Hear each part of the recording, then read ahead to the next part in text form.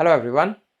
If you are building AI application and using the large language models, one thing you will notice very quickly is cost. So every time your application talks to an LLM, you pay for it. And you're not just paying for the answer, you're paying for the system prompt, instructions, context, chat history, and everything that goes into that request. Now think about the real applications.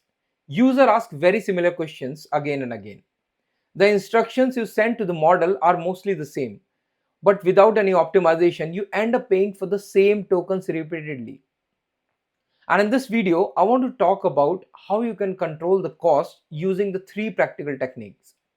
First one is the prompt caching, second one is the semantic caching, and using the Redis as a layer that makes it work as a complete real application.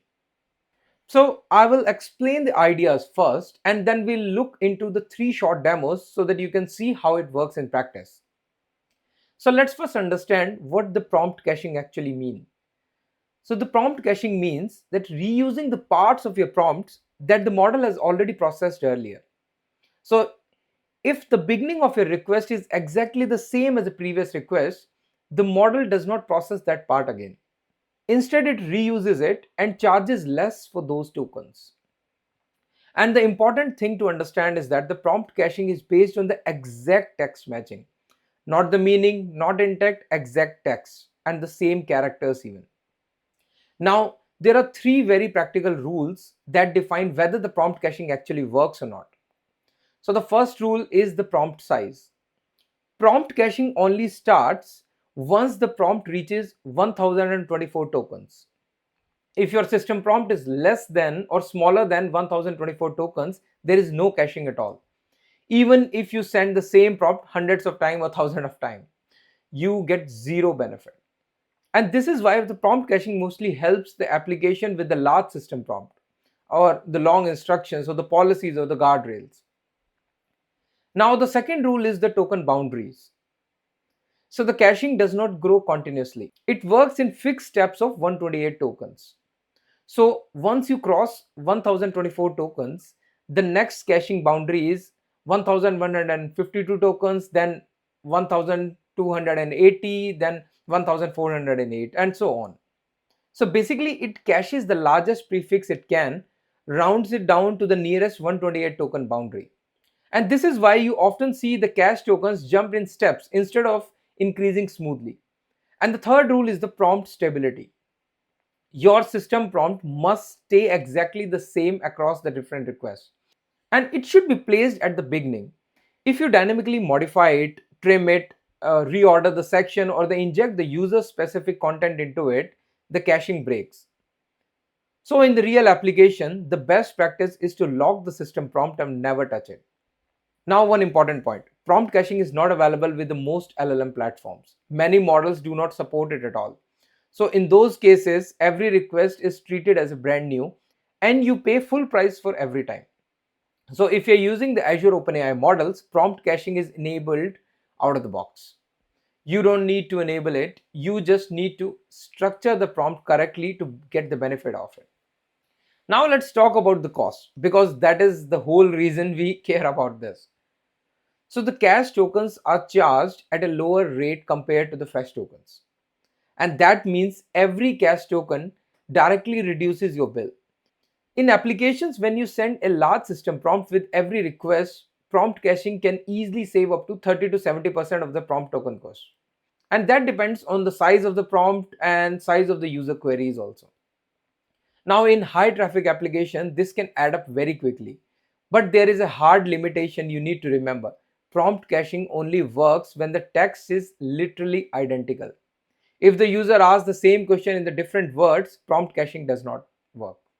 The structure of the request may be the same, but the meaning based repetition is not handled here. And that is exactly why the prompt caching alone is not enough. So let's first check in the video how it works. I'm logged into Azure portal now and I've already deployed the resources. So if I'll go to the Microsoft Foundry, I have already created the Microsoft Foundry resources. And if you'll go to the Foundry portal, there are multiple models which I've deployed, but I'll show you with 4.1 mini. So let me copy this, go to the VS Code. And in the VS Code, I've already created the demo files. I'll upload these files into the GitHub and then provide the link of the GitHub in the description of this video. So if I'll go to the prompt caching file and let's use this model. The problem is that because the other one I have tested in the lab and it saves the cache tokens for 24 hours. So I can't test with the same. So let's provide me the new model and let's run this. So prompt caching file. So first time when you ask any question, so what happens? It sends the system prompt as well as the question both. So now because nothing is cache, so it just returned that all the tokens were used. Okay, now let's ask another question. However, the system prompt is already should be cached, so it should reduce the number of the tokens. And perfect, it used 1024 tokens and the 79 are left because we know the token boundary is 128 tokens. So if the question size is bigger, then it will use the 128 tokens. However, the questions are different anyways, it's not going to use it. So let's test it few times and then we'll go to another concept. Okay, same way, it's changing the number of the tokens, and the reason is because the size of the question is changing. System prompt is being the same, and that's why it's using 1024 tokens for that. And now if we ask a bigger question, so instead of 1024, let's use the next level where we add 128 more tokens.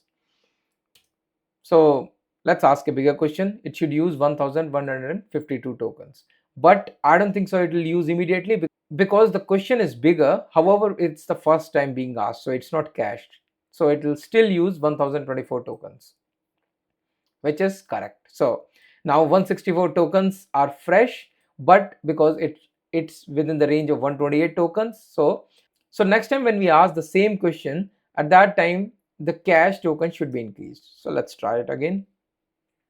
And perfect, you see now it's changed to 1152 tokens, or only 36 tokens are being used as new.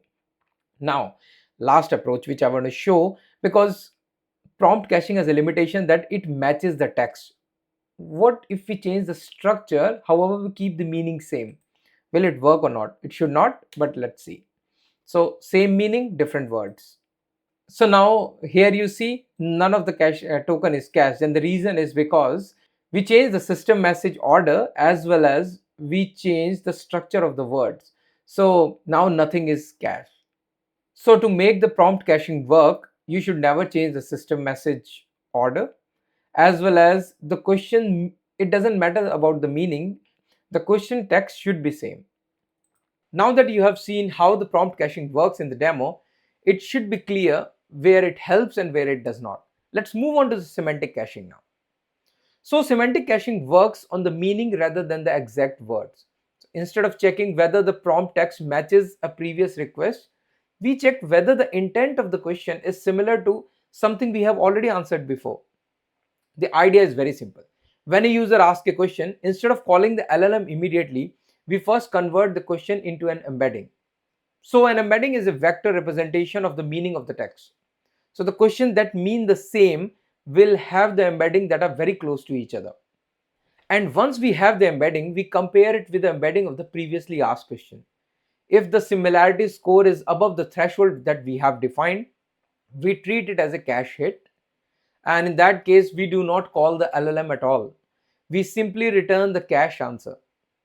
So if there is no good match, then we call the LLM, get the answer, and store the question, answer, and the embedding so that the next time it can be used. And this is the complete semantic caching flow. Now let me explain how we are doing the semantic caching in this video. And for this setup, we need two main components. One is the embedding model, and the other is the fast store to keep the embedding and the answers. The embedding model is deployed in Microsoft Foundry, and we use that model to convert every incoming question into a vector. For storage, we are using the Azure managed Redis. So Redis stores the questions, the answer, and the embedding vector. For every new question, we generate the embedding again and compare it with what is already stored in the Redis to find the closest match. So now let's first understand what is Redis. So Redis is a fast key value data store. Most people know it's a caching service, but it is used for many more things. The big advantage is that the Redis is in memory, which means it is designed for very low latency read and write. And that is exactly what we want from caching. So the flow becomes very straightforward. A user asks a question, we generate the embedding using the Foundry embedding model. We search the Redis for the similar embeddings. If we find a good match, we return the cache answer instantly. If not, we call the LLM and store the result back in the Redis. The logic sits completely in the application layer, which means it works with any LLM, regardless of whether that model supports prompt caching or not. Now, here is an important point. If you're using the Azure OpenAI model, you can actually take the advantage of both the techniques together. Prompt caching reduces the cost where the prompt prefix is identical, and semantic caching reduces cost where the user intent is repeated. They work at the different layer, but together they give us much stronger cost optimization than either one of its own. So let's now look at this in the action in the semantic caching demo. Now for the semantic caching, we have the model deployed as the text embedding model, which is here, as well as we have the Redis cache, which is created. And for the authentication, we are using the managed identity authentication here. Okay, let's run this semantic cache. Let's close it. So what we are doing is we are connecting to the model using the cache, Redis cache, and we are providing the cosine score as 0.80, which is the similarity threshold which we are defining. Okay, let's run this and check. And semantic cache.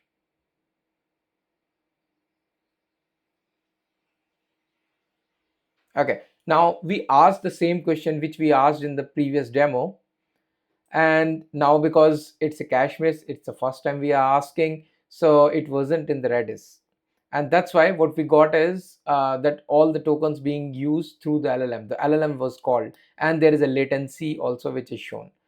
Now let's change the structure of the question, however keep the meaning same and see how fast it responds. And see the latency, it has reduced many folds, and the similarity score or the cosine score is 0.9, which is above the threshold which we have defined 0.8. So, and it gave the exactly same answer because it has the same meaning. And that's how the semantic caching works irrespective of the model which you are using.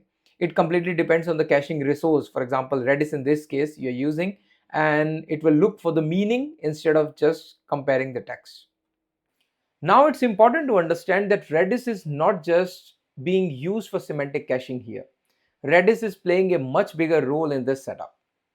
So Redis can also be used as a vector store for the RAG, where your own documents are embedded and stored, and the relevant content is retrieved before calling the LLM, so the answers are grounded in your data.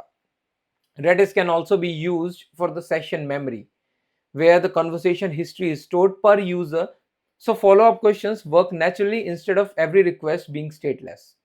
And the Redis can also be used for rate limiting, where you can control how many LLM calls a user can make in a given time frame or the time window, and once the limit is reached, the LLM is not called at all, which directly protect your cost. So with a single Redis instance, you can handle the semantic caching, RAG vector storage, session memory, and the rate limiting together, all with a very low latency. Now, Redis is not the only option available. In larger enterprise environment, a common approach is to use the Azure API management in front and the Redis behind it. APIM becomes the central control plane for security, authentication, throttling, and observability, while Redis handles the semantic caching and the fast lookups. And this gives the strong governance, but it also comes with the additional cost and the operational overhead. Now, another option is Azure Cosmos DB, which supports vector search and the semantic caching capabilities as well. So Cosmos DB is persistent and globally distributed. So it's not as fast as Redis for pure caching, but it provides the durability and rich querying and better support for the multi-turn context. especially if your application already uses the Cosmos DB as the primary database. So the choice really depends on your architecture. Redis gives the speed and simplicity. APIM with Redis gives central control and the governance. Cosmos DB gives the durability and advanced querying.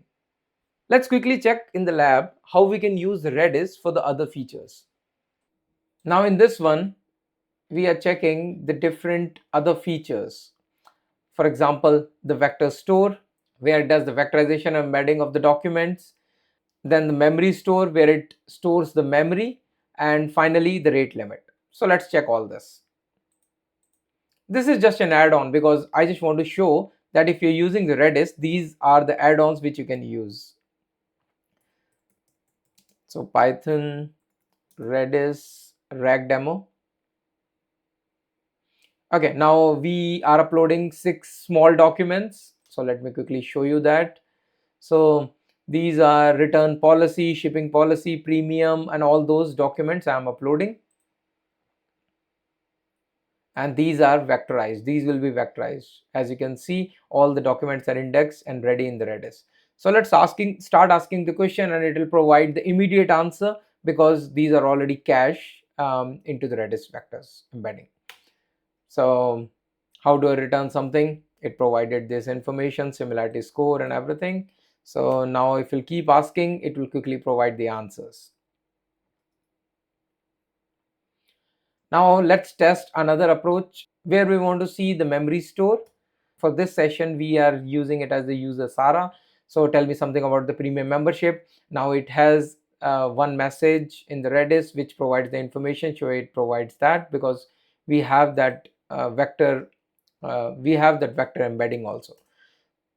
So same way, if we keep asking the question, it knows the context, it provides the answer based on the previous questions also. Now there are 3 messages in the Redis for Sarah. We'll ask again, it remembers the answer as well as the question. So now there are 5 messages. Okay, so this is another. Now we want to check the rate limiting. So what we want to test is, we want to test the 3 LLM calls in 1 minute. So now we are allowing 3 LLM calls. So it's asking different questions, LLM being called. And once the 3 calls are being made, then quota is exhausted and it's going to reset in, because we have set it up for 60 seconds and reset in some time. So that means now $0 spent on this request. We can set up the rate limiting. However, this demo doesn't belong to this video. I just wanted to show if you're using the Redis, you can use all these features along with that. To wrap everything up, prompt caching helps when the prompts are repeated exactly. Semantic caching helps when the questions are repeated in the same meaning. And the semantic caching works with any LLM. If you are using the Azure OpenAI, you can combine both the techniques to maximize the cost saving. These are not optional optimizations. These are the core patterns for running an AI application in the production without the unnecessary spend. So that's all I wanted to show in this video. I hope you liked it. Please like and subscribe. Thank you so much.